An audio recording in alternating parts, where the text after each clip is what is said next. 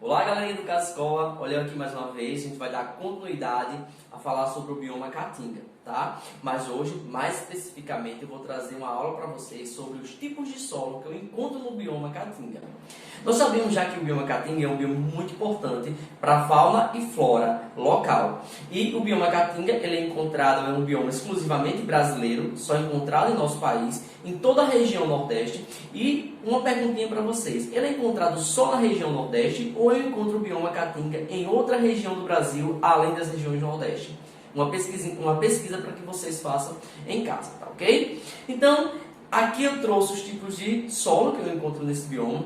Eu mesmo fui buscar esses tipos de solo, viajei para o interior do estado só para pegar esse material para dar essa aula para vocês.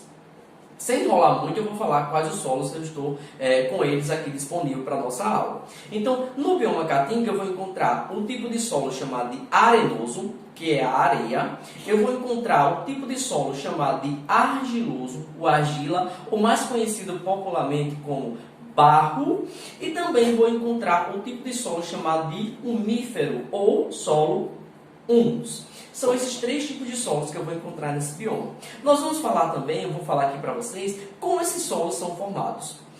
Os solos em si, eles são formados, principalmente aqui, os solos que eu vou falar como são formados de imediato, será o solo arenoso e o solo argiloso. O humus, ele vai ter um processo diferenciado de formação que a gente vai falar posteriormente, ok?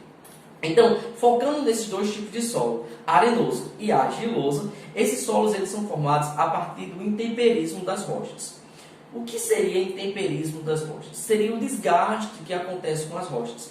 As rochas em si, as grandes rochas, elas vão sendo desgastadas por fatores do intemperismo. E quais são esses fatores? Chuva, vento, a própria luz solar, o calor da atmosfera terrestre, fazem com que essas rochas em si, elas se desgastem, elas vão se quebrando. E cada vez que elas quebram, elas vão ficando em fragmentos cada vez menores. E esses pequenos fragmentos aqui vão dar origem ao nosso solo.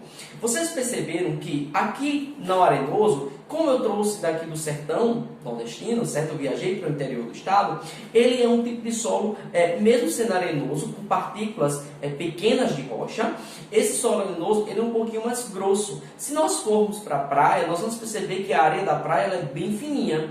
Por que isso aconteceu? Porque ali na praia eu tenho muito mais fatores do intemperismo. Eu vou encontrar águas constantes, né? E também vou encontrar grande quantidade de vento naquela região. O que faz com que aquelas rochas, aqueles fragmentos de rocha, quebrem em partículas cada vez menores. E deixe essa areia bem fininha. Então, o primeiro solo que eu falei aqui para vocês foi o solo arenoso. E como ele foi formado? Muito bem, a partir do intemperismo das rochas, ou seja, as rochas em si elas foram se desgastando por várias situações, como vento, chuva, entre outras situações, o que deu origem à formação desse solo aqui. Outro tipo de solo que a gente vai falar agora é o argiloso, o argila.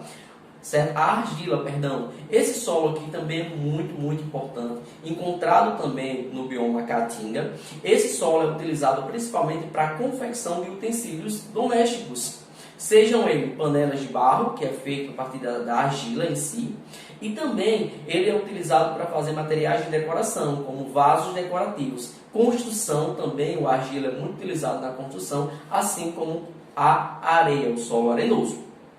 É isso? O argila também é formado a partir da fragmentação das rochas, pelo desgaste das rochas, principalmente as rochas que têm como seu material, e durante a sua formação, um dos elementos químicos dessas rochas tem um elemento chamado feldspato.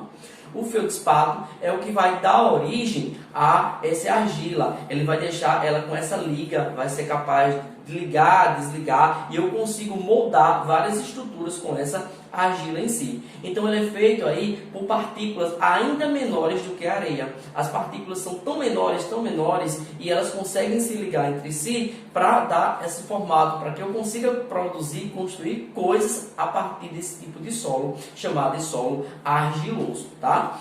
E por último, mas não menos importante, a gente tem que falar um pouco sobre ele, o solo chamado de solo umífero ou humus. Esse solo umífero é um solo mais rico, principalmente em nutrientes para o crescimento das plantas.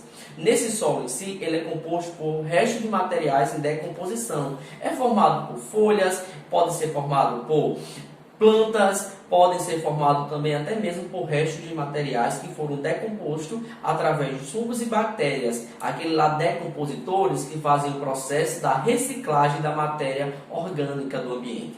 Então, os restos de folhas, plantas, animais, eles vão ser transformados a partir de processos químicos em adubo. Esse solo aqui, esse solo, gente, ele é maravilhoso, é um solo fofinho, é um solo que permite, ele é muito rico em nutrientes e permite o crescimento das plantas, da vegetação.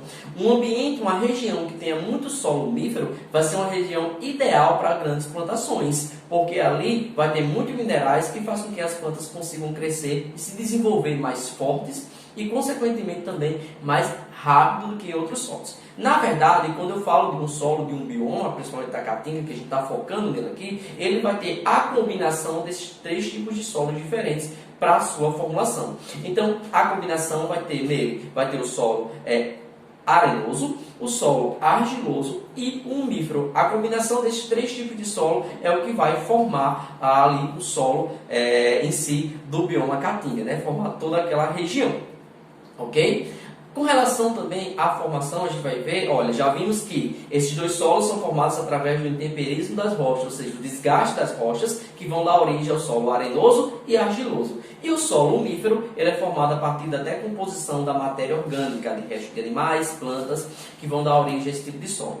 O solo mais rico em nutrientes é o solo considerado o solo umífero, ou solo humus. Ele é o mais rico em sais minerais e nutrientes. Eu tenho aqui outro solo também que tem bastante nutrientes, é o solo argiloso. Ele já vai ter um pouco mais de nutrientes do que o solo arenoso. O solo arenoso é um solo mais pobre em termos de nutrientes. Então, regiões que tenham muito areia, o crescimento da vegetação ele vai ser dificultado. Então, não vou ter grandes plantas. Geralmente, as plantas sofrem mais para se desenvolver nesse solo, uma vez que vai ter menos nutrientes para que essas plantas consigam se desenvolver. Mas a combinação desses 3 solos, mais uma vez repetindo, é o ideal. Quando eu vou plantar algo, quando eu vou cultivar algo, eu faço a combinação desses solos para o desenvolvimento dessa planta, tá ok? Tá joia? A gente vai testar também outra coisa aqui, a capacidade de permeabilidade. O que é isso? A capacidade que cada solo tem de reter água e essa água entrar. Geralmente o solo ele tem poros, né? Tem os poros do solo que vai funcionar para que entre tanto ar, oxigênio, porque dentro do solo tem micro-organismos. Esses micro-organismos eles precisam respirar. Fungos, bactérias, estão tudo ali presente. Então eu tenho que ter um solo que ele tem esses poros para que o ar circule ali dentro, não só o ar, mas também a água passe e consiga circular ali dentro desse solo. Então a gente vai testar agora a permeabilidade desses solos, a capacidade que cada solo tem de absorver água. Eu vou começar pelo solo arenoso. Então, se eu ponho água sobre a areia, nós vamos perceber que assim que você coloca uma água sobre a areia, vou pegar aqui, coloquei, essa água vai ser o que? Rapidamente absorvida. Então, a capacidade de permeabilidade, olha, rapidamente ela é absorvida. A capacidade de permeabilidade do solo arenoso é bastante grande. Então, a água que bate sobre o solo ela vai ser rapidamente absorvida. Esse solo ele não seria muito bom para a plantação por um motivo. Assim como a água é rapidamente absorvida, ela vai para o lençol freático e ele não consegue reter uma água por um grande período de tempo para o desenvolvimento das plantas, uma vez que as plantas precisam de água para o seu crescimento. Através das raízes elas vão absorver essa água. Então, é um solo que vai absorver água muito rápido, e, consequentemente, ele vai secar também rapidamente. O segundo solo que a gente vai testar é o solo chamado de argiloso. O solo argiloso já tem uma diferenciação. O solo argiloso ele absorve a água mais lentamente. Consequentemente, sobre esse solo cria poças. Vocês vão perceber que, se eu colocar mais próximo, vou colocar mais um pouquinho de água, perceber que a água vai ficar sobre esse solo, nessa região aqui. Ó. Então ele demora muito para ser absorvido. Ele vai criar poças de água nessa região com solo argiloso. Isso também não é bom para a plantação, porque quando você planta, vai apodrecer aquelas plantas que estão ali presentes. Então não seria um solo tão ideal. E por último, eu tenho um solo chamado de solo umífero, solo humus. Esse solo aqui, gente, é o mais perfeito de todos para a plantação. Ele absorve a água rapidamente, você já consegue observar que ele está bem pretinho, ele estava mais claro a cor.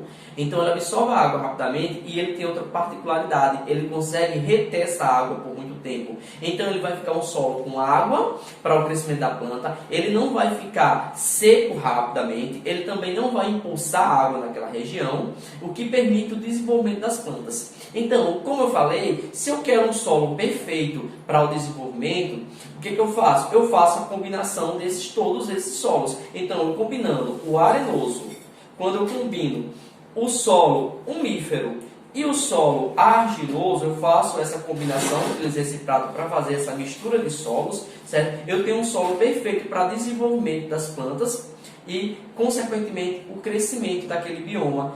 Então, na Caatinga, como foi falado, quais os tipos de solos que eu encontro?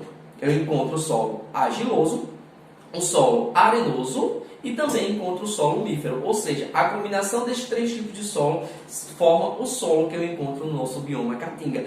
Tão importante para diversos fatores que a gente já viu aqui. Só para recapitular, como se formam mesmo os solos? O solo argiloso e o solo arenoso? Muito bem, ele se forma através de fatores do intemperismo ou desgaste das rochas através desses fatores. Quais são os fatores do intemperismo? Quem falou? Chuva, vento, luz do sol, o calor, certíssimo. E o solo umífero, como ele é formado? Muito bem, o solo umífero é formado a partir da decomposição da matéria orgânica. E esse solo umífero ele é mais rico em sais minerais e nutrientes para o crescimento e desenvolvimento das plantas, tá ok? Então é isso, gente. Abraço, até a próxima aula. E a gente vai dar continuidade, nós vamos falar um pouco mais sobre essa temática, os solos do bioma Caatinga, ok? Abraço, tchau, até a próxima.